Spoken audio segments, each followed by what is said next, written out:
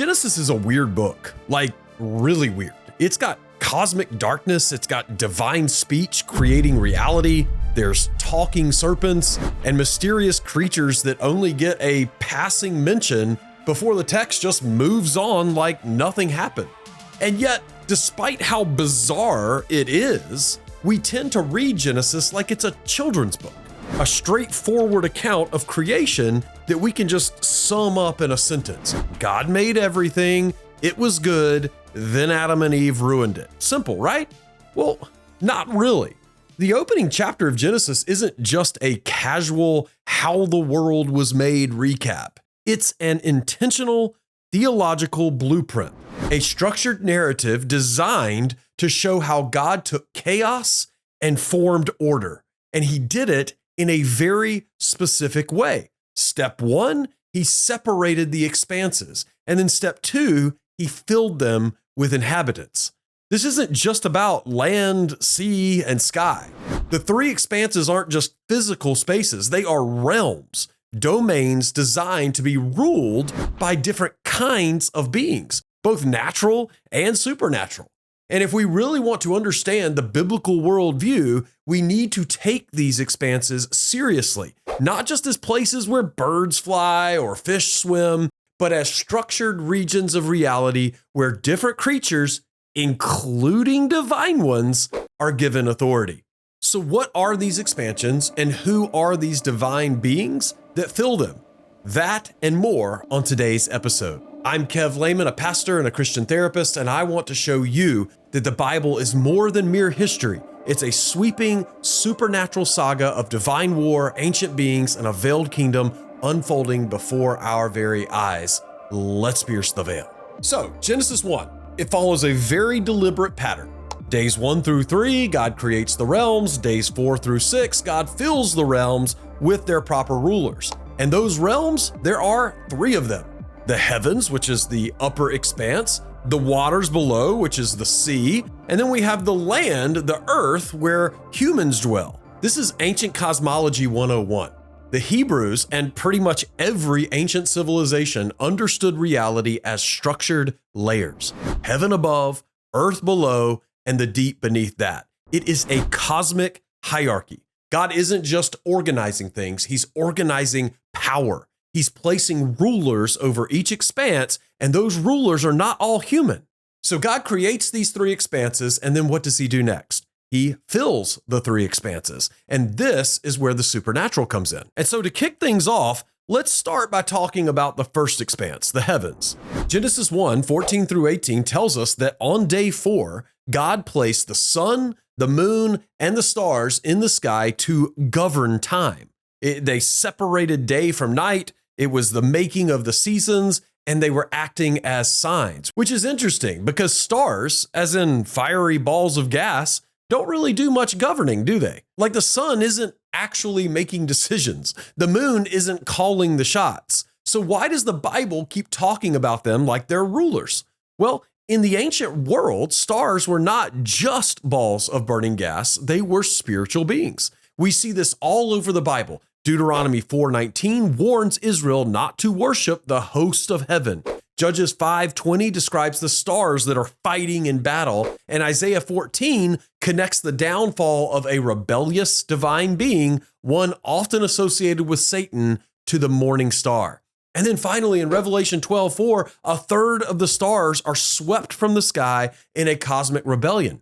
These passages make it pretty clear. The stars are spiritual entities, divine beings in God's counsel, and they are ruling over the heavens. That's why Genesis says the stars govern, because they do. The celestial realm is not just an empty sky. It's a dominion that is ruled by divine intelligences. And let's not forget, this was a huge part of Israel's theology. The biblical worldview assumes that God rules with a divine council, a host of heavenly beings who are going to carry out his will. Think of Psalm 82, and we have a big playlist on this where God stands in the midst of the gods and rebukes them for their injustice. Or think about Job 1, where the sons of God present themselves to Yahweh.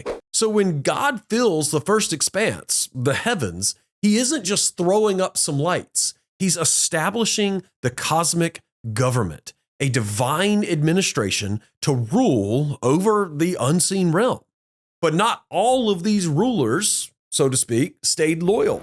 Some of them rebelled. And that brings us to the waters below, the Leviathan and the chaos beasts, which I just talked about in my previous video. But just as review, Genesis 1:21 tells us that on day 5, God created the creatures of the deep, especially the great sea monsters, the Hebrew word, remember, tananim.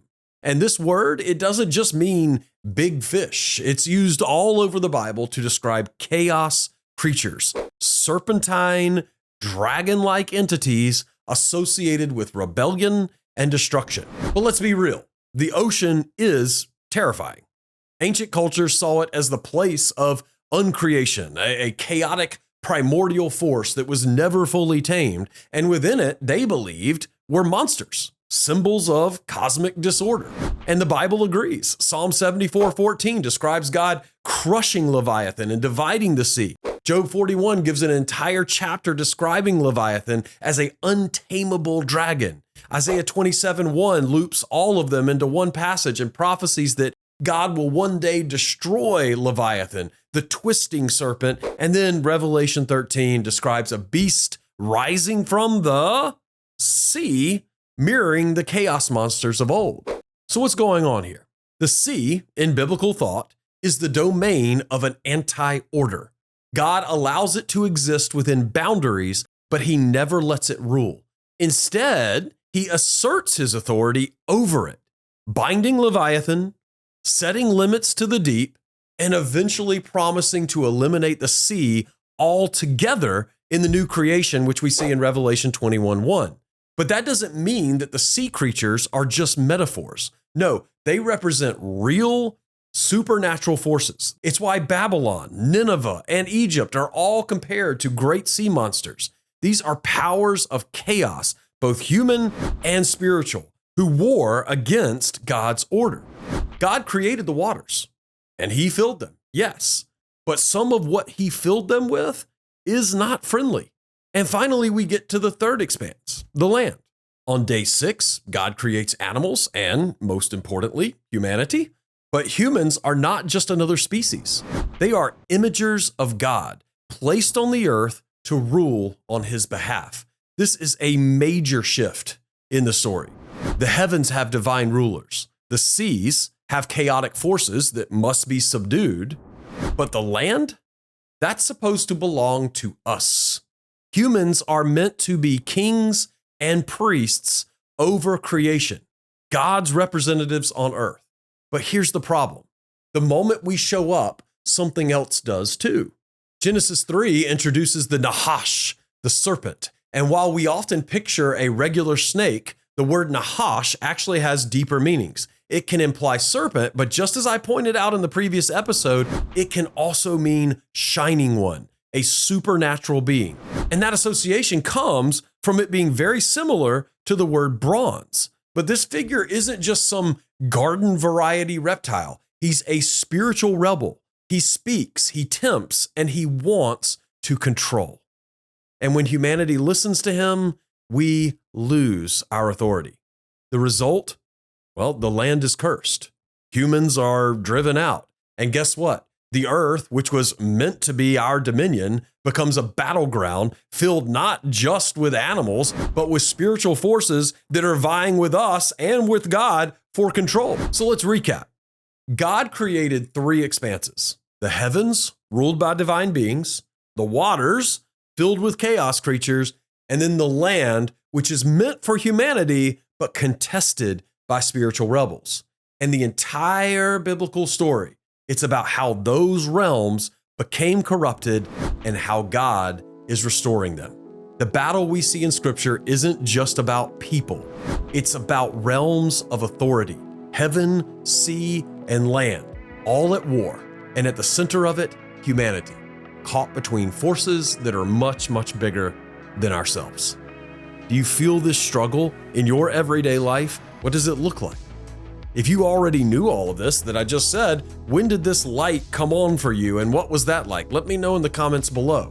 In the next video, I'm debunking a popular take on who the sons of God and daughters of men were in Genesis 6. If this has been helpful to you, please consider liking the video, and if you haven't already, subscribing to the channel.